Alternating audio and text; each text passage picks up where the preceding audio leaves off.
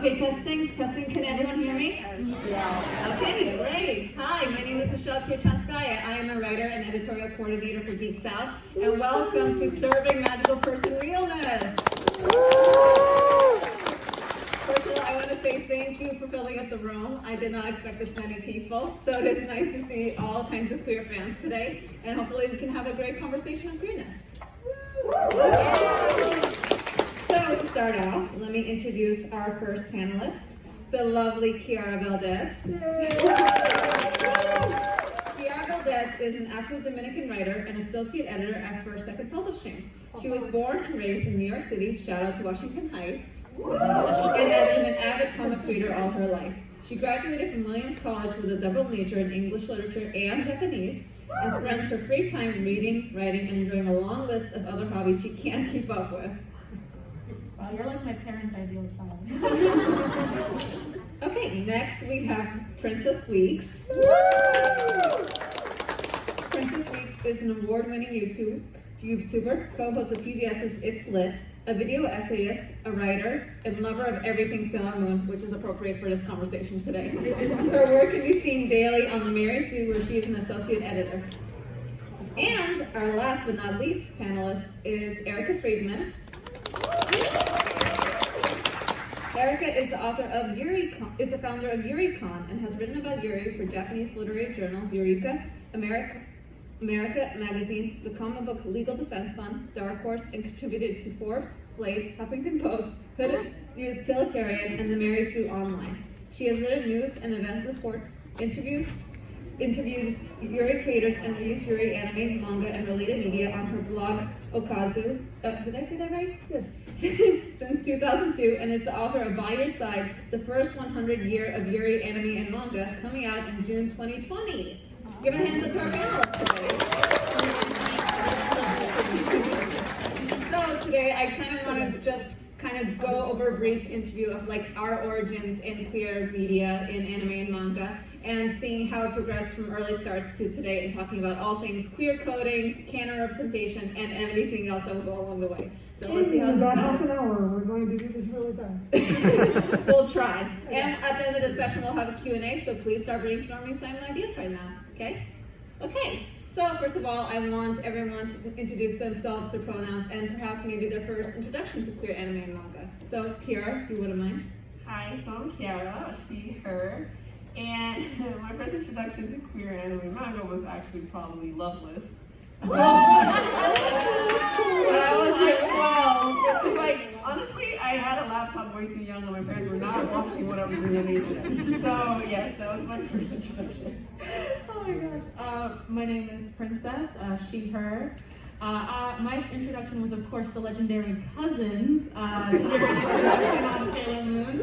I was like, I'm close to my cousins, but not that much. My name's Erica Friedman, and my pronouns are she, they. And my first, gosh, I'm old now, I don't remember my first one. Probably Sailor Moon was my first one. I was home, my wife was watching a cartoon. She said, you need to watch this cartoon. We started watching it together, and I said to her, we're not watching the same cartoon. You're watching the prepubescent little girl cartoon, and I'm watching the one with incredible lesbian subtext. Oh my God.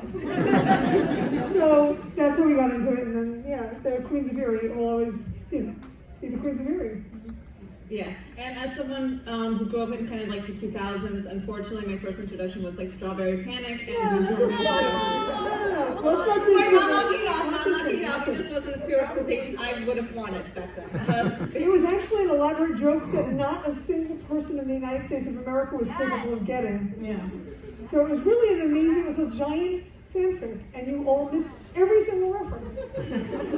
We used to keep a stolen meme report on the Yuricon mailing list back in the day, like, oh, this week they took from this series, but you've never read any of the Japanese series. You missed every single joke. So it's a very elaborate joke that you just didn't get. Which actually makes a great point, because Erica is a historian of sorts of Yuri media. So if you wouldn't mind talking about maybe some of the first introductions to Yuri manga and anime, like where did that kind of fandom start? So it started about 100 years ago with novels, with actual Japanese novels that were based in the aesthetic which is sort of a girl, the roots of girls' culture, and that's like a whole 7 panels on its own. So we're skipping got a manga. Tezuko someone created a series called Princess Knight, written by Kishi, and that character had the heart of a girl and a boy, and so she was very dashing and charming and everything, but also wanted to be a real girl. And then a lot of the roots of things that you've seen, like Haruka and Sailor Moon being a man and a woman, is kind of rooted in that reference. So you get all these references in the 70s and 80s and growing up as we did in the 90s. I think you guys grew up in the 90s, I grew up in the 70s. But you get all these references. A lot of the anime, a lot of the Yuri and BL are rooted in early 20th century works. And that's kind of the area I tend to talk about a lot. Especially Utena. Right. Utena and Rose of Versailles, those were definitely based on that. Absolutely. They were like that very much masculine, feminine, playing with gender roles and everybody in Pappas knew that. Like, that was, again, all the references that, like, they knew what they were talking. They were talking about Onisama Ed, Dear Brother, which is out now, and from Discotheque as an anime. You should totally get it. All that stuff by Ryoko Keita was very much rooted in the basis of Utena. Utena really was the tipping point where everything kind of hit the zeitgeist, and it came over here almost as soon as it came over in Japan, and all of a sudden fandom just went. Yeah. And speaking of tipping points, I think Sailor Moon was also a really big tipping point for a lot of us, right? Like, I don't think any queer millennial has gone without seeing at least some part of Sailor Moon at this point. So, Princess, I know you're a big fan of Sailor Moon. If you wouldn't mind speaking about what that queer representation means to you. I think like a lot of 90s kids, it's like that, it's the retroactive realization that like we were robbed of something. Mm-hmm. I think of this as like with, because with Utena, like, it really is all there, you know? Amphi and Utena have a beautiful relationship. You also have a dark-skinned woman in that role, which is a very important thing for me. We got our own looking Amphi right here. And you know, seeing Realness and Neptune have that relationship, especially in the manga when I was older, just felt very fulfilling because they're like a loving relationship. Now I'm like, oh, you guys are very poly. Realness is playing with everybody, and I think like in Sailor Moon itself, there's a lot of gender exploration, a lot of different exploration about what love looks like between There's trans characters, there's non-binary characters. There's a lot of stuff that kind of gets just slips through the radar, you know? And when you really start breaking it down, every day I read Sailor Moon and watch Sailor Moon and write about Sailor Moon, I think I want desperately to do a 21st century rewrite so we get the Sailor Moon we really deserve. Yeah, because even Minako should be poly, right? And like everybody practically should be, and just, you know, they're all in love with Usagi, and it should be so much more. And I'm kind of angry that in 1990 something Takuchi just didn't have the grasp of all of that, you know, and we'll have to see it in I will say in the manga, more so than the anime, you do get a lot of more interactions. Like, it's a lot less watered down than the anime. I think the anime did pull back, but even the anime had them saying like, yeah, we kissed, yeah, we made out, everyone's riding on the back of, you know, her bike and stuff, you know. I think they did play up sort of like the everyone's boy crazy, but, you know, Rei was very much not interested in anybody. You did have a lot of more dynamics of what gender looked like. And I think the reason why it's such a dynamic show, especially for like, and I would say specifically for women of color, is that it was just very great to see women being able to play that role of being delicate and warriors, especially like as a Black woman, you know, we don't get to play with that kind of those dynamics. So it was great to have like this very powerful woman, and even though she was born outside, but she's not white though, so like you get it. It's like, you know, I'm watching a woman of color rock this. So I think like it was like that mixture of queerness, especially when Pluto comes in, because then you get all the outers are gay, and I just thought that was just really great. And I think especially now, like that's why it hasn't died, because the more you get into the mythos of the story, you see how queer it is foundationally. And even things like the new musicals, the actresses who play, you know, it's Neptune, they play it up really a lot. And so when I saw my first Sailor Moon musical in 2002, even then, when Haruka and Michele had to die, they literally left across the stage to die touching hands, you know, and so they were really playing up, and now they really played up. So built into the musicals, you have them, you know, bickering, you have them teasing each other, you have them basically playing it up for as much as they can get away with in front of modern audiences, and I really like that hasn't stopped.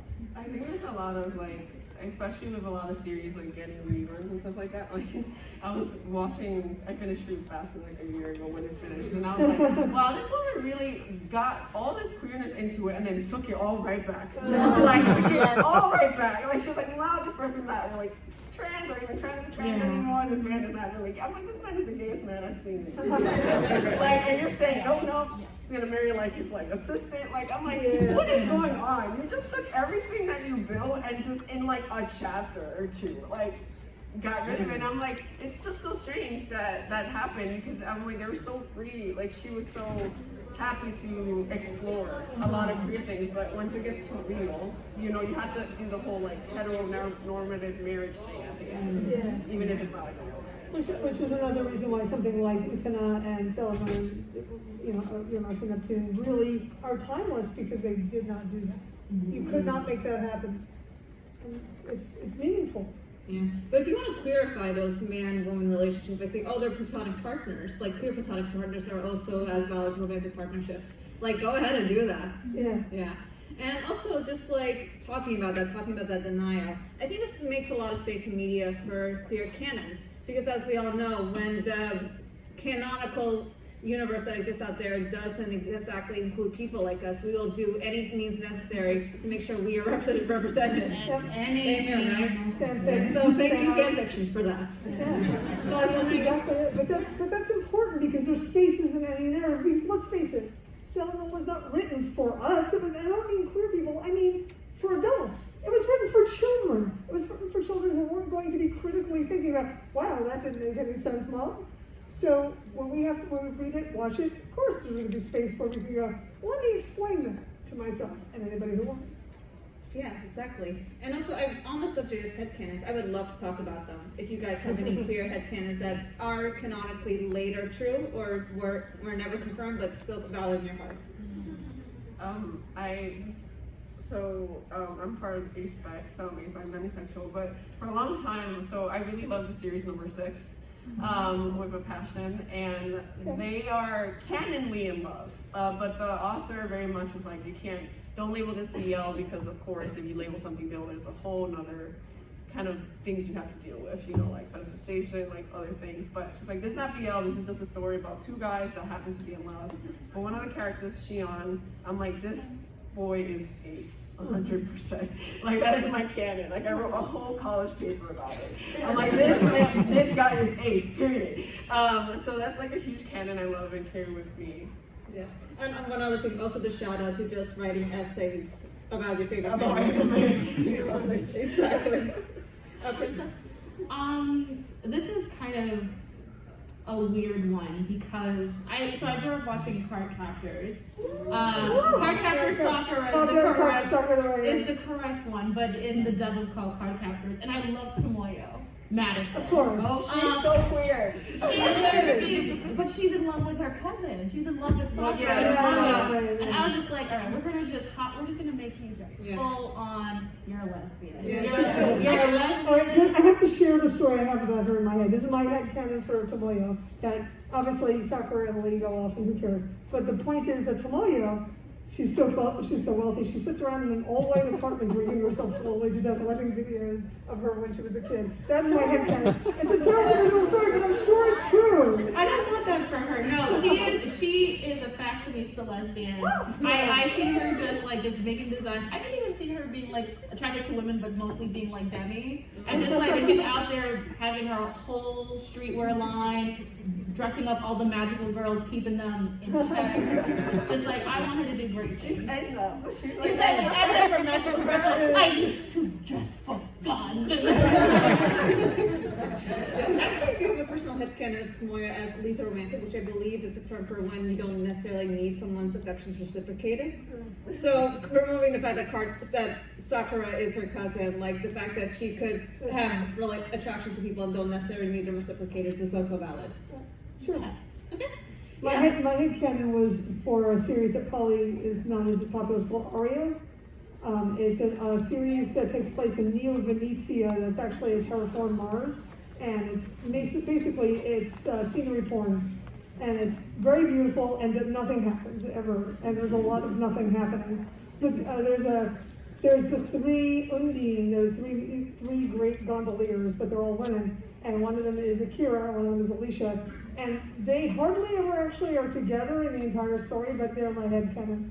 I am absolutely convinced that when they are not in the story, they're out having a hot affair. Yeah. So moving from headcanon to canon, I want to talk about maybe some really cool examples of canon representation we have today, like Yuri on Ice. Please tell me I'm not the only one who likes Yuri on Ice in this room. Given Stars Align. Stars Align. So if you wouldn't mind like talking about maybe some of the cool examples we have today, I would love to talk about that. Yeah, I mean, Given's definitely one of my tops. I love it dearly. Another favorite series, which is BL, is Dokkyusei or Classmates. It's amazing. I literally collect everything by that. Like everything. I have everything. I have a shelf, a shrine for it. So I love that a lot. And obviously I mentioned number 6, which when Yuri on Ice came out and the fandom was like, oh, this is the first anime that like said that has gay guys but it's not BL. I'm like, excuse you, number 6 came out like 4 years before you. I love Yuri on Ice, but I was just like, hello, Trailblazer, number 6. Also props for number 6 for queer genre representation, like queer speculative fiction. Like, yeah, it's specifically sci-fi. Exactly. So honestly, if you haven't seen it, I highly recommend it. But yeah. I mean, honestly, I could. There's so many I could think of, but I think right now I'm really enjoying the main couple from I'm in Love with the Villainess. It's a light novel and manga series. I just love that it's like a chaotic, messy. Yeah. Like I really like messy sapphic relationships. That's why I ship Katradora. Why I ship Lumity. I really right now I really just like seeing like bad bitches link up. And I'm in Love with the Villainess. It's very much like she's like, yeah, all these dudes want me, but I want her. And that's like me and Edelgard in 3 houses. I'm like, yes, I know that you want to destroy the church, girl. Yes, please. I'm really enjoying I Love the Villainess because I feel like the next stage in like representation is like for it not always to be like, oh, like I love that, but now I just want like a little bit of cattiness, a little bit of like Elizabeth and Darcy action, and that's really That's cool. I like stuff that's really clear. I mean, among all the Yuri stories I've been reading and reviewing, I'm really into Shimanami Tasagari, because I just think that it is one of the most beautiful and fully representative. It's not every single person's story, but the stories of the people that are represented are so fully developed that you actually feel like they're people, not just characters. I'm hella into I'm in Love with the Villainous. I read ahead on the Japanese novels all the time, and I've been reviewing them obsessively. Huge fan, not again just because it's messy, which it is, it's also fantasy, which it is, it's also isekai, which it is, but it's also really, really queer and getting queerer as it goes on. And when I read volume 5, I was like, wow, that was totally not what I expected, which I totally approve of. Because when you're reading a story and an artist can take it into a completely different direction and make it all work, and everything you learn, everything was not true, and it still makes sense. It isn't just it was a dream or something. I'm really into that. So I'm a little bit is also really, really big. Also, really quick, I think Shikaijin Yuri is to me really good. That we're getting adult Yuri and Yuri by adults, about adults, people, women in the workplace, women who have lives, who are not just children in school. Totally glad to see that because wow, I don't care about high school anymore. Amen. Really, really, but also even more than that, I'm seeing stuff that's really cool in horror and science fiction too. So I recommend Other Side Picnic, which is a horror series that happens to have a Yuri relationship, but it's a very, very slow developing one. We're like in volume 6 and hardly anything's happening. It's not the point. The point is they're dealing with really messed up shit. And it's really creepy. And it's a great series. That's out from Canonical. Yeah. And actually on that note, I have 2 media. I'm surprised none of you mentioned Bloom Into You, which has like amazing sapphic. I was saying that in my head when you guys were like, we had some Bloom Into You discussion. Can I just real quick, I'm talking about that. I actually think Bloom Into You is disappointing. I don't think it's great representation. I think it's great that lots of people found representation in it, but it was never meant for representation. It's not written by somebody who's queer. It's not written for a queer audience. It's written for a magazine for adult men. I'm thrilled so many of you found something to love in it, but I think it's okay. And that's all I think of it. I think it was really a hand wave, a lot of hand waves that you all went, wow, this is so good. And I'm like, I was very frustrated with it. Because I could see fandom going, wow, this is a great very series. And I'm like, it's okay. Like, it's going there, but it hasn't gone there. And it did some great things, but the things that you cared about were not the things that were the great things. The great thing was the play. Mm. That was the great thing it did, which we got the whole play after all that build-up. How many anime manga have you watched or read? And we get to the play, and it ends. You never got to see the play. We got to see the play, we got to see the fallout from the play. And that was the great thing about that story. So okay, fair enough. I feel that's a disappointing series. And I will talk about the anime that's key to my heart, Yuri on Ice. There's just like so much of that anime came out nearly 4 or 5 years ago. Also, where's the damn movie? But when that where's the movie? But when that came out, it just like there is so much there. There is the mental health representation. There is the diversity of characters from all over the world. And there is the fact that there is this adult queer couple who is not over-sexualized, but they have an amount of sexuality to them that's not neutered. I do canon Yuri as a demisexual character, which is dear to my heart. Thank you. Thank you, yes. The demisexual, biromantic, cinnamon roll / Yes, like, and also just like seeing not only seeing an anxious character like Yuri find validation and healthy support, finding a Slavic character like Victor Nikiforov. I'm Ukrainian American. So, yes. So, no one talks about that in my community. I never see queer characters from my community unless they're talking about homophobic Russian characters or homophobic Ukrainian characters. So seeing a man who was versed in that Russian culture, who did get to have a love interest and wasn't villainized for that, that meant so much to me. And I just want to really thank the creators of that show who intentionally set out to create a world without homophobia. There are worlds that need to acknowledge homophobia, but sometimes we need a fictional safe place so that we can just watch love being love without having to worry about that love being attacked. I think that's really important. I think that's actually one of the most important things is seeing a world where that's not the worry. The worry is not, are you going to get killed, are you going to get beaten, is your parent going to throw you out? Rooting stories in queer pessimism is very bad. Let's create worlds that are better. That's one of the things I like about I'm in love with the Villainous. It's not, but it does a good job of trying to set one up. And that's one of the things I like about it. Real quick, just about Bloom to you again, though. The three novels that came after regarding Sayaka Sayaka, 100% excellent. Go read those. I have to say one more, but this was a weird one. They do a lot of before they truly, like, Yuri and I, so before the episode with the wedding, or around the episode with the wedding rings, there's like this thing where, and this happens in the series I'm about to say, which is the Case Files of Julia Richard, which is like a small little gem that not enough people love. They do the thing of proposing, but like not proposing. It's like, let's be together for our whole lives. And I'm like, you are into each other, like on somewhere or another, in some queer platform. But that series is amazing. It's really short. It's only 12 episodes, and the two guys definitely love each other 100%. There's like this side character that comes in that says she's ace. So like they talk a lot about queerness openly. Like they have full conversations. So I really recommend that. Yeah, and I also think that we really need to highlight how much more non-binary trans representation that we're getting today. Like, we got Wonder and Son a few years ago, which it has some issues, but it's definitely very great in like trans female representation. And we got the new episode Stars Align, which it does have trigger warnings, mind you, look that up, but it does have a valid non-binary character. And we also got a new manga out called Boys Run the Riot. Thank you. Which is written by a trans man. So thank you for communities representing their own communities in the letter. Well, first of all, I want to say it's written by a trans man. The entire localization team is trans or non-binary.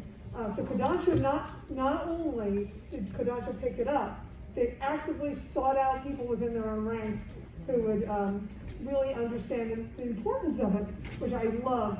But that's something I want to say. Most of you don't pay attention to this, but I do. The companies, all of the American companies are working harder and harder right now to find queer manga. And not just EL or Yuri, but like actually LGBTQ+. it's really important to them because it's doing a lot. They've got folks in their staff who are going, we want more of this. So they're actively seeking it out, which is part of how we get things like Voice on the Line. Yes, and I would want more gay representation. I want more lesbian representation. I want more bi. I want more ace and arrow and trans and everything on the spectrum. So please, let's show our support and just like say we need to amplify our voices and make sure that these companies know these audiences are hungry and we've all been starving. And if I could just, sorry to interrupt, trying to add, there's two things I wanted to say. One is like to add to the representation. I just finished watching Wonder Egg Priority, and while it was very sad and very depressing, it was nice to see like casual trans and non-binary characters and, you know, young people just trying to figure these things out in an organic way, but have it be, you know, we gotta save the world too. And I think like those are the kind of stories that I think like why I love Magical Girl anime so much, is that there's so many things that can fit into it. And there are just so many ways. And it is, even though it says Magical Girl on the tin, that it can be an inclusive experience. And the other thing I think is important to talk about as we discuss LGBTQ representation is that like representation doesn't mean that we have to love everything. We should be able to discuss these things in a way without like attacking each other or taking it to be like a very personal thing, because like at a certain point, you know, we're still human beings. We all have different tastes. Like I tried to like citrus. It was a very long 12 episode. It's just so much like weirdly predatory shit. And I was like, girl, none of y'all got any flavor. And I do think that while we talk about like, and not to like take over the conversation a little bit, but I just think what's interesting as well is talking about like the things that we can now apply through a different lens. Like one topic I really find interesting is Ranma 1/2, because it's a series where you have Ranma who, you know, is a boy, and even in like a female body, because he's Kurus, every time he gets dunked with like cold water and things, he turns into a girl, and how he always affirms his maleness no matter what body he's in, and how those are really interesting ways for us now to use anime and manga to communicate how like ideas of gender and sexuality in different ways to different audiences, and meet people where they are, and also find ways to take these stories, like even with Sailor Moon or Utena, which I think now today Utena would totally be a non-binary character, and be able to show the generation that like there's always been a place for you in this. And what we are seeing now is that generation now being able to make art for themselves, which is what we're seeing with like, you know, the Owl House and She-Ra and everything. Like we're seeing that in anime and manga too, and I think it's important that we recognize like the work has been laid down. Because one of my favorite mangaka, Yu Watanabe, they are non-binary. They just came out like a couple years ago, and they made some of the most effed up shoujo I've ever read. And I'm thankful every day for the trauma of reading series. I just want them to read. Since they finished Professor, I want them to bring back Orange High School Host Club. So I'm like, non-binary representation. Like, oh my god, every single non-binary person I know attached themselves so hard. So I'm just like, just bring this back, because like it makes sense in the current context. Like so many people will attach themselves to that character. I think what we're seeing here too is that when girls who grew up in the 50s and 60s, they were reading what was shoujo manga at the time, so they're reading stuff like Tezuka's shoujo manga. And they grew up and said, well, we want shoujo manga written by women for girls.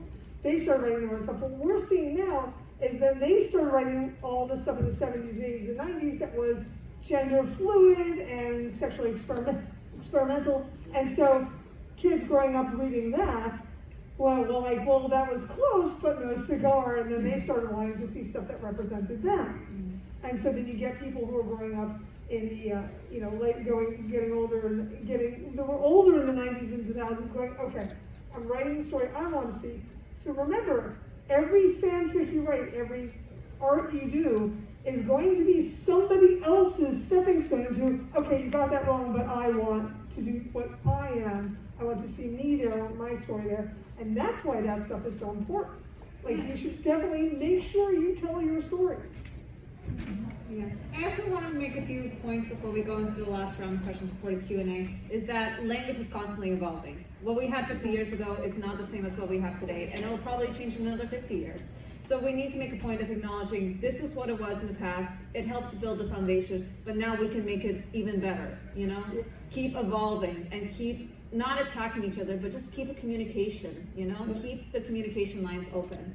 And so I want to talk about what we can see in the future, and being that, what are some examples of manga you would love to see adapted into an anime?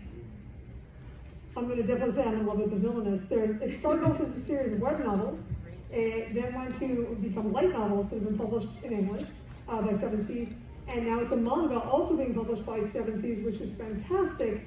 And it came out 5th in the last I Want to See It as an Anime contest in Japan. I'm really hoping to get that because I think that would be a stellar and really unusually openly queer story. So I'd really like to see that. Princess? Or Kiara, either one. I really, honestly, I'm really behind on manga. Like, I just started reading I'm in Love with the Villainess. Honestly, what I'm really excited for is just supporting new creators when they come out, spreading that information when it comes out. Like, I think that why channels like this can be such an informative thing is that you get to hear about titles that you wouldn't have heard about otherwise. So, to me, I just want to see the next interesting thing. I want to see the next thing that's not afraid to be openly queer, something that uses the language and isn't afraid of the language. Like, I'm excited for the future and all the new creative iterations that come from it. Yeah, I did on those feelings too. I mean, everything that I'm excited about is like personal, like completely subjective. Like, we get like one, like my area of like obsession is mostly BL, as you can tell what I talk about. But we get like one adapted or two maybe a year. Generally queer anime adaptations are low. Like, it's very low. Yeah. Like, we recently got Stranger by the Shore, which is like this queer anime movie, which is great. There's but so we need many of more. the danshis too. Like, there's a bunch of like the danshi series and stuff like that. But I really would love to see a manga called Blue Sky Complex get eventually. Since Given got adapted, which was shocking. I was like, I'm gonna have to wait 5 more years for that. But no, it actually got adapted. I would love like Blue Sky Complex too. Yes. So I have 2 that I truly want to see adapted well. Hear me, universe. So one is called Our Dreams at Dusk, which is written by a non-binary asexual creator with a number of queer characters, from gay to lesbian to asexual. So I would love to see that anime. And trans character. Exactly. And the other one is I Hear the Sunspot, which may or may not. That would make a really good movie, but I think it would be a good series.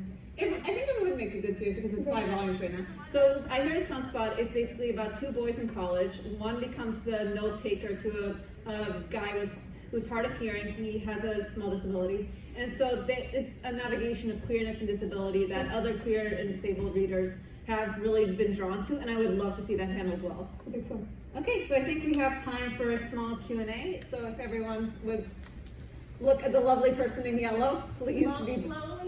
Slowly, please walk. There are people sitting, so please, slowly.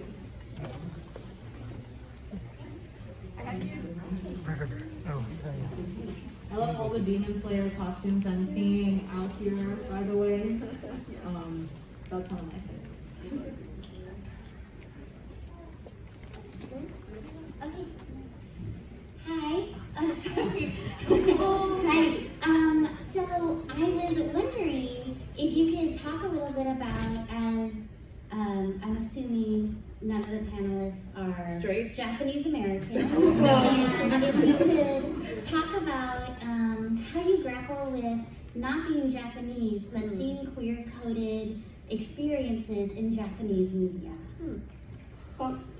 Well, first of all, I want to say that we unfortunately did not get any Japanese American or Japanese voices to join a panel, which would have made it a great discussion, especially when I'm talking about vocabulary of queerness overseas. But you can talk to them afterward. But yeah, I would love to hear your thoughts, everyone. I think for me, I always try to come at it with the knowledge that I am a Westerner and that things are just going to be different. I mean, one of the things with Usagi specifically is like there's a lot of sorry, the mic is being echoey. There are a lot of aspects of her character that are very like traditional femininity, which seems subversive to me as a Black woman because that is not something that gets put onto Black people. So it's always understanding that there are going to be cultural differences and really having like one of the things that's been very important to me is actually looking at like what are the laws around queerness in Japan. You know, and actually being aware that we're talking about a completely different society that, yes, we see it in their art, but how does that actually reflect in how the people in that country are treated? So I always try to remember that, like, it's an art that comes from a people and a society, and to be just as invested in understanding what's going on in Japan, as well as just enjoying anime. Does that answer your question? Yeah, thanks. Okay, thank you for coming. Hi. I was wondering if you had any thoughts on the anime Nana. Nana? Oh, this is a long conversation. Anyone want to volunteer? No, we're not gonna do that. I'm not gonna put my. Well, I just think that this anime and manga would have been so much better if they just dated each other. Tell me That is it. Those are my thoughts. But it's iconic. Like that was one of the last things I read on Shoujo Beat before it was gone. Yeah. Physical copy. Like it definitely like it. I would not say it's queer baiting because I guess it was never into that. But it definitely was like this is kind of like let them keep. Yeah. Yes. Okay, thank you. Thank you. Okay. So like when I was like really young, probably like one of the first women I saw that I was like, oh my god, I like you, but I don't understand why. It was like Kingdom Hearts nominated, a blonde chick. I just was so fascinated with like her, and I was like, oh, she's just cool. And then I got older, I was like, oh, I like women. So I guess I kind of wanted to know, well, who was like your first character in like a show or a game that you were like, oh, something's different. You know? Azula.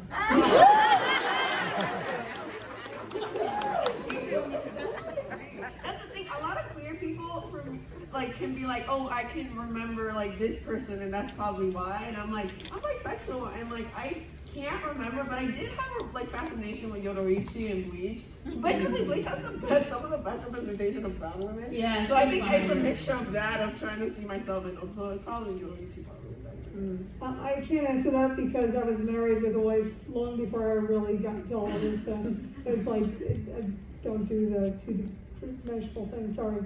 I mean, it's not, don't think that I don't like only Balalaika from Black Lagoon is hot as hell, but it's not like it turned me gay.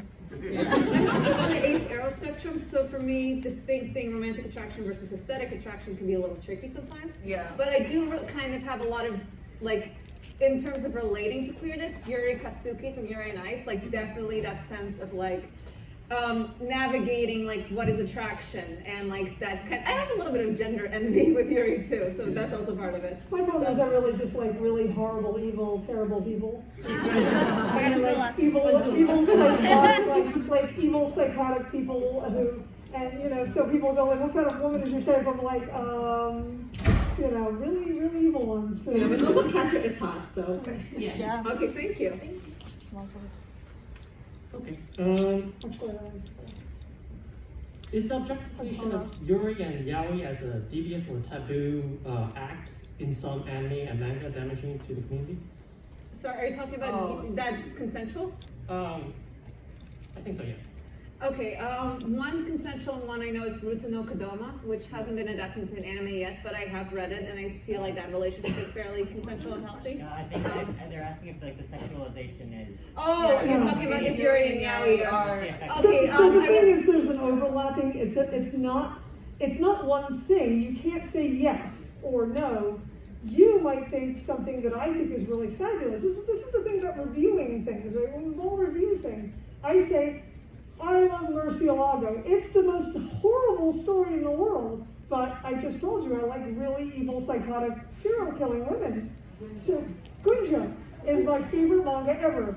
Gunjo is a story about a woman who has been abused all her life, and the lesbian who kills her husband for her, and then they go out and run. It's a stunning movie, a stunning manga. Would you like it? Would you think it's good about, like, does it show the lesbian in a good light? No. But does it? Because I think the answer is yes. So that's not I don't think you can say a yes, no. It's like all the things. It's all the yeses and all the nos along the spectrum, depending on what you like, what I like. I can pick 4 Yuri anime that were just horrible for representation. Simple Paris. Simple Paris is out in English from 17. It's vile. Okay. I don't like it. So yeah, it's hard to answer. Okay, we could have a long discussion, but thank you for anyways. If you want to talk about that, that's I think we have room for one more person. Yep. Okay. So I like grew up on Sailor Moon, so I was wondering like what you thought if they ended up making a movie like they did the last part of the final part of Sailor Moon, because it's never actually been in English up before, where they show the starlights and all of that representation, because it hasn't really been seen, because Uranus is close, but I wouldn't like say that she compares to like what the starlights show. I would love that. I would love if they actually would invest any money into Sailor Moon, because even Eternals was like not like, how are you gonna do this to my girl? Look what you've done to my son. I think for me, I would love for them to actually do the starlights properly. I think they have such an interesting dynamic. I think Miyako Takahashi was really above the curve when it comes to talking about topics like this in her own subtle way. I think that what we need is not a movie. I think we just need to actually put the budget in to do a series. Like I see what they've done for Fruits Basket, what they continue to do, Dragon Ball and Naruto. Like I think shoujo as a genre is underappreciated and underserved and underfunded. So I just would like them to fund it and actually make a proper series where the animation is good all the way through. Do we have room for one more question? It's like really time to go. Okay. Everyone, just want to take a quick picture, but thank you today for coming. This has been a great, we need more media panel, so let's give a round of applause for our panelists today. Thank you.